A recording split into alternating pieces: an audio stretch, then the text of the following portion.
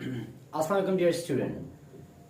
हमारे पास federal board का chapter number 3 का सिलसिला चल रहा है और आज हम एक्सरसाइज 3.1 का क्वेश्चन नंबर 2 के ये कुछ पार्ट्स करने की कोशिश करेंगे कि अगर हमारे पास capital X A B C D E के बराबर हो, capital Y A C E के बराबर है और हमारे पास जो Z सेट है वो G H I J के बराबर है।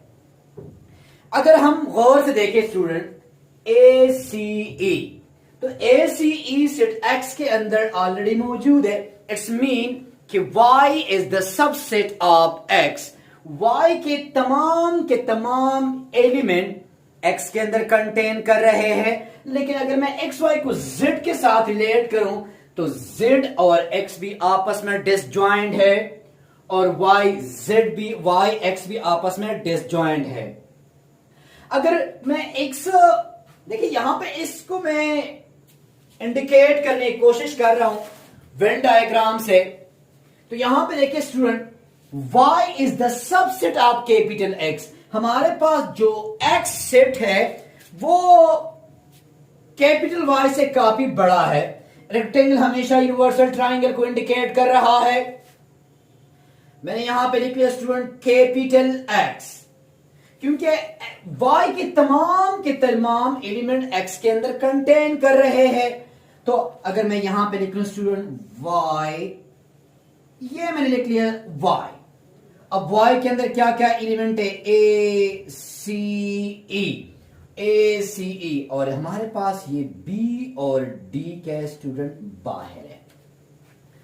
तो पहले मैंने जो Y है Y सेट X के अंदर कंटेन कर रहे, इट्स मीन कि Y is the subset of X। अब इसका हम Z के साथ यूनियन ले रहे हैं।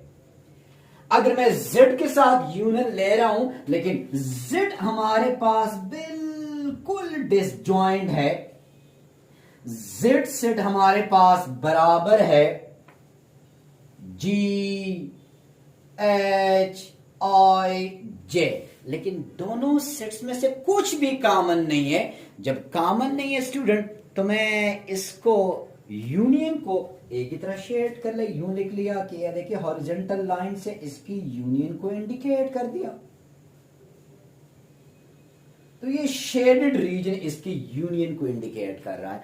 स्टूडेंट अगर मैं इसकी बात करूं तो यहां पे Y यूनियन Z, मतलब पहले Y और Z का यूनियन और फिर X के साथ यूनियन लूंगा।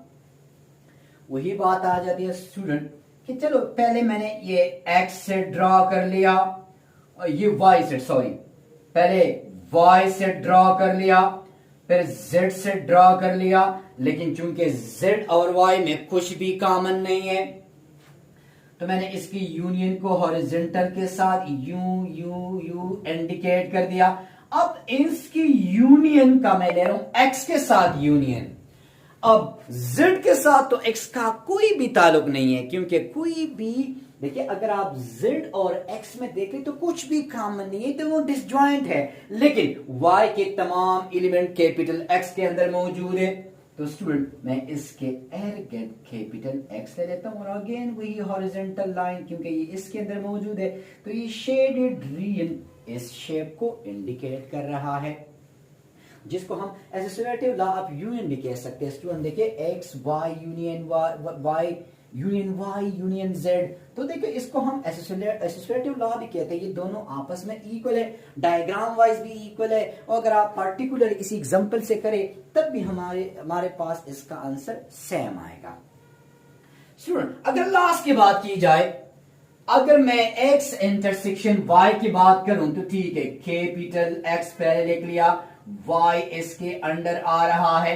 अब मैं Z के साथ इसका इंटरसेक्शन ले रहा हूं तो Z का X और Y के साथ कोई भी ताल्लुक नहीं है, ये डिसजॉइंट है। तो इसी तरह हमारे पास इसमें से कोई भी एरिया हम शेड नहीं करेंगे। स्टूडेंट इसी तरह हम इसका वेन डायग्राम कैसे बनाएंगे, लेकिन अगर मैं पर्टिकुलर क्वेश्चन की बात करूं स्टूडेंट, तो सबसे पहले y इंटरसेक्शन z, अगर आप y और z का इंटरसेक्शन करें स्टूडेंट, y इंटरसेक्शन z से मेरे पास आते हैं स्टूडेंट एम्प्टी सेट, दोनों में कुछ भी कॉमन नहीं है। अब अगर इसका मैं x के साथ इंटरसेक्शन करूं y इंटरसेक्शन z, तो x का भी एम्प्टी सेट के साथ इंटरसेक्शन करूंगा स्टूडेंट, तो मेरे पास क्या बनेगा, एम्प्टी सेट बनेगा। तो अगर इसी तरह मैं इसका वेन डायग्राम बनाना चाहूं, देखिए y इंटरसेक्शन z, पहले मैंने बना दिया y और ये बना दिया z।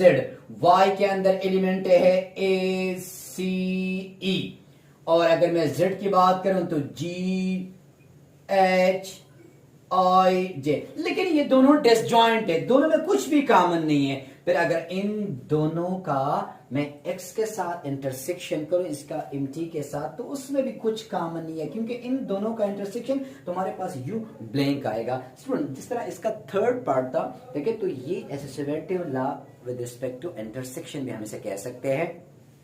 अच्छा, अगर हम इस सेट की बात करें स्टूडेंट, अगर मैं x और y का यूनियन लूं, मतलब x और y के तमाम को मैं एक ही सेट के अंदर लिख रहा हूं, a b c d e, क्योंकि y के तमाम एलिमेंट x के अंदर कंटेन कर रहे हैं। और अगर मैं इसका z के साथ इंटरसेक्शन करूं, x union y with intersection z, तो दोनों में कुछ भी कॉमन नहीं है स्टूडेंट, तो इससे भी क्या आएगा, एम्प्टी सेट आएगा। तो स्टूडेंट अगर मैं इसका वेन डायग्राम बनाना चाहूं तो कुछ यूं बनेगा।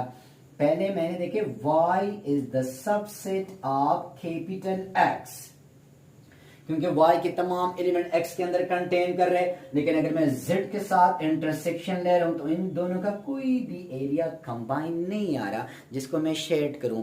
तो अगर मैं x यूनियन y का z के साथ कोई भी कंबाइन रीजन या कोई भी एरिया वो आपस में शेयर नहीं कर रहा, तो इसका इसी तरह ब्लैंक डायग्राम बनेगा। अगर मैं लास्ट की बात करूं स्टूडेंट, तो भी वही है, देखिए x इंटरसेक्शन y, अगर मैं x इंटरसेक्शन y की बात करूं तो स्टूडेंट यहां से आएगा a c e कॉमन, और अगर मैं इसका फिर z के साथ यूनियन करूं, सो x intersection y union z, तो हमारे पास क्या क्या आएगा student, a c e g h i j।